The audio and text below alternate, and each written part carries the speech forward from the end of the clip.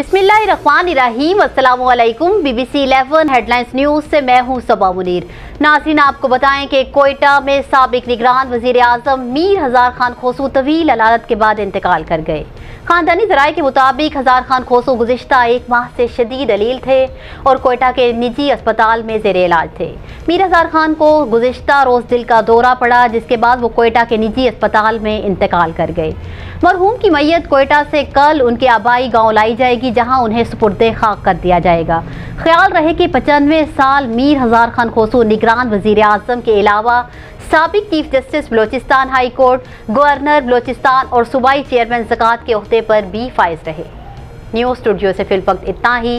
मज़ीद तफसीलात और अपडेट्स के लिए देखते रहिए BBC 11 हेडलाइंस न्यूज़।